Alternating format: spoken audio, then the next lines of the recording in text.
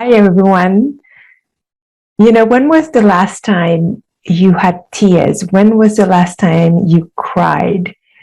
And remember, when you cried, there was some emotions arising for you. And most of the time when we cry, there is sadness. Sometimes there are tears of joy, but most of the time when we're really crying, for a while, it's about the sadness in our heart that we're experiencing, and we're experiencing that because there's a situation that has happened or is happening that's bringing that sadness up for us.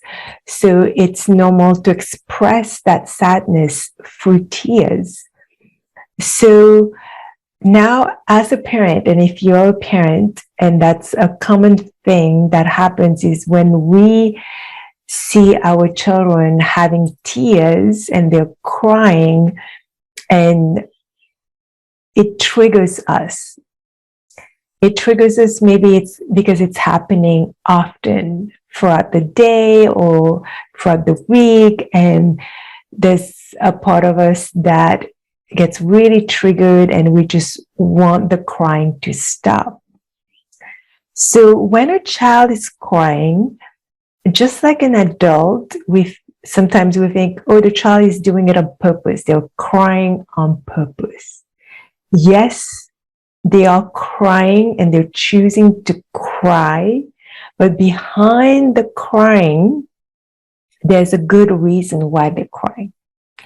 Because often children, especially younger children, use crying because they know that crying will get the attention of the adults. And often a child needs an adult to meet some of their basic needs.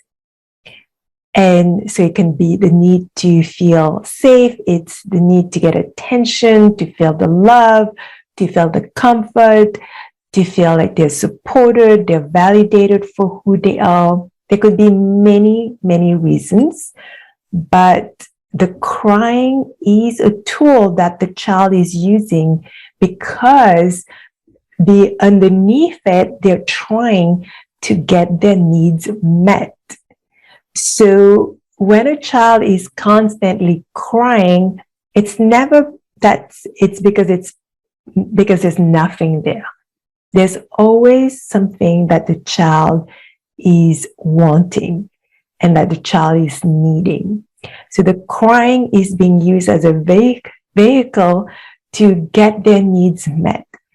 Why does the crying keep happening is because when they cry, maybe their needs are being met for just a short period of time, or it's not being met at all. So then now they cry more and they cry more often, with the hope that eventually that need or needs are going to be met by us as parents. So that's one part of it coming from the child.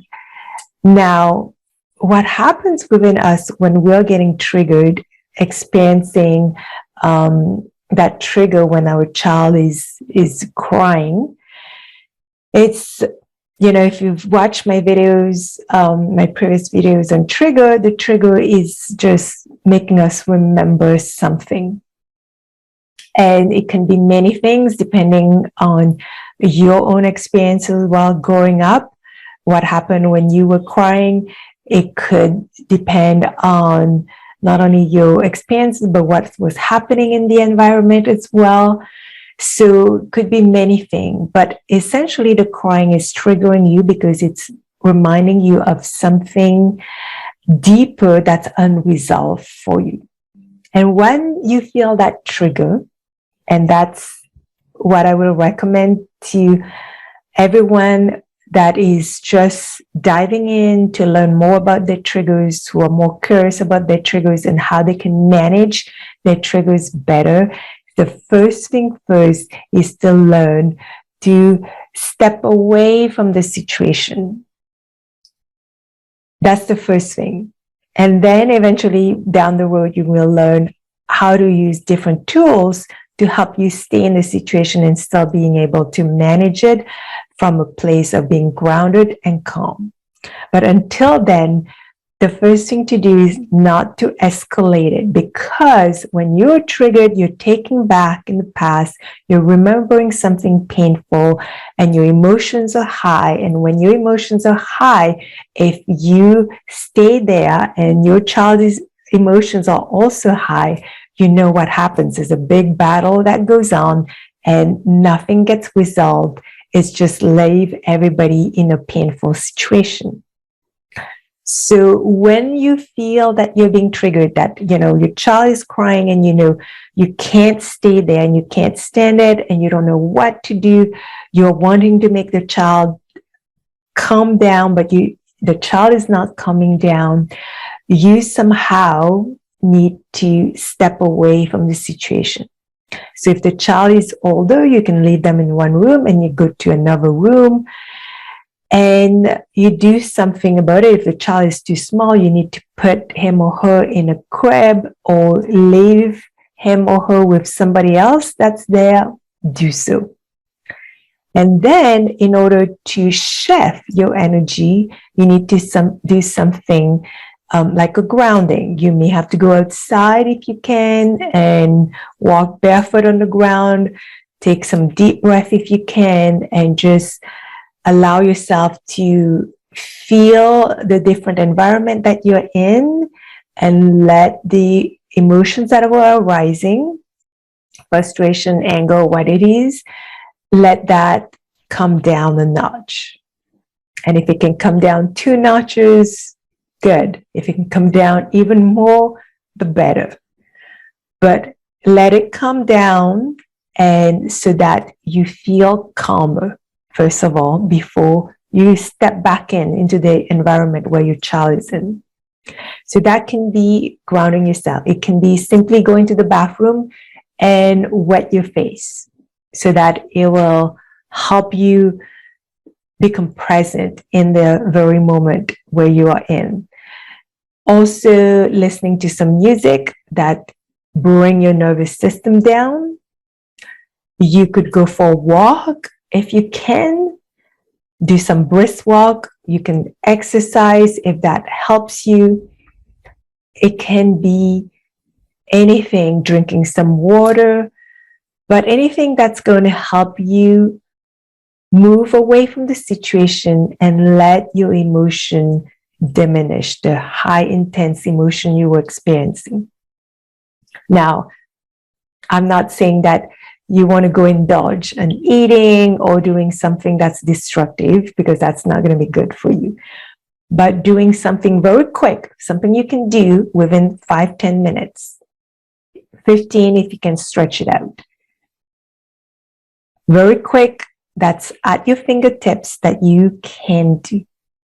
And when you do that, you'll see for yourself that you start to calm down and you're not as heightened that you're going to engage with your child into a battle. Because often that's what happens. When we're triggered, we show up as a child ourselves, having a battle with our own child. And when that happens, nothing good comes out of it. So taking a moment to ground yourself and to let your emotions come down, those heightened emotions, so you feel calmer. And then after the fact, you can process, okay, how did you feel experiencing that with your child when your child is crying all the time? What is that making you remember? What is it that's painful for you to see this when this is happening? And you can start to journal about it to delve deeper. I'm not going to go into that now, but I just wanted to give you a quick tip that you can do when you experience crying from your child. It can be, just whining, or it can be very high-pitched crying.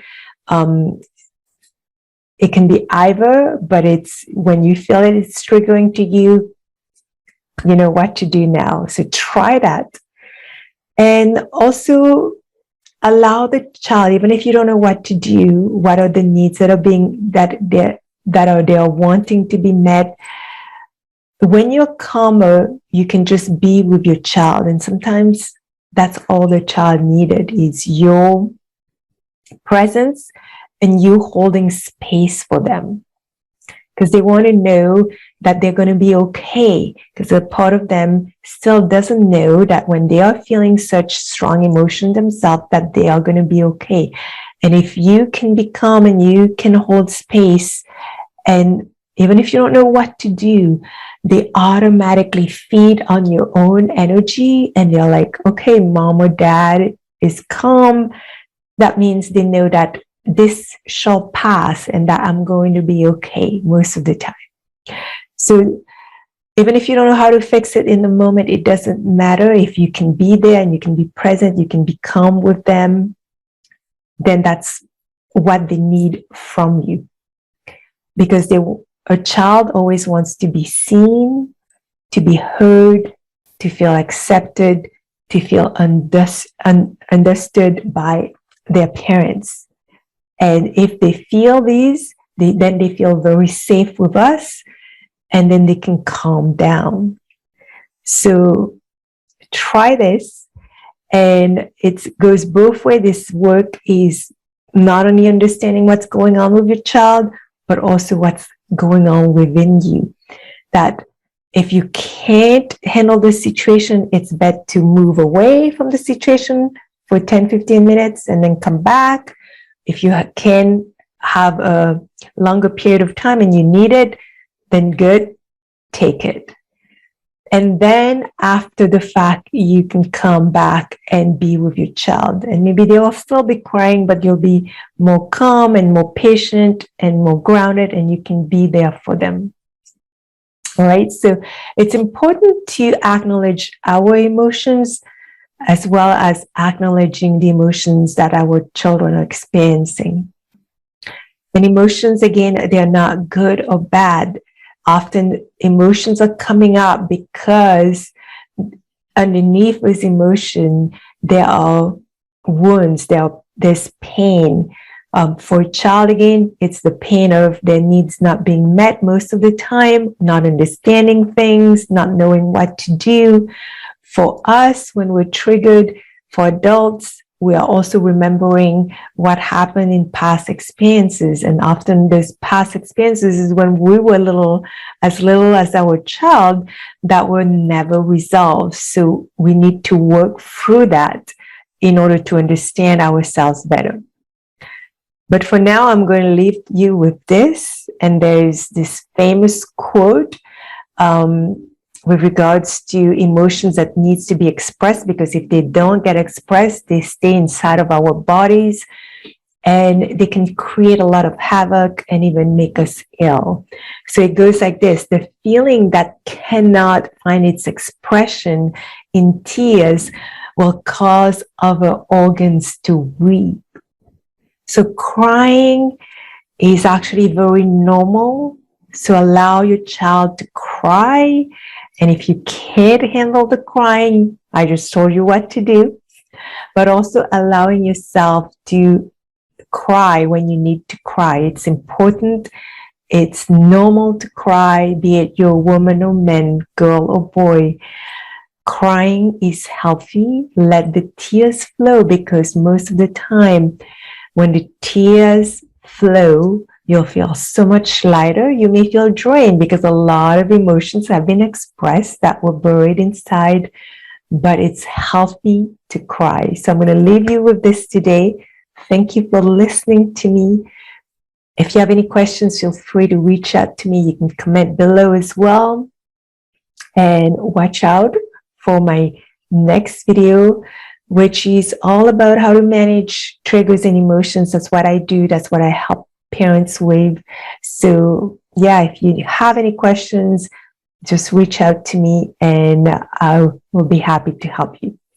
Take care, everyone, and I'll see you soon.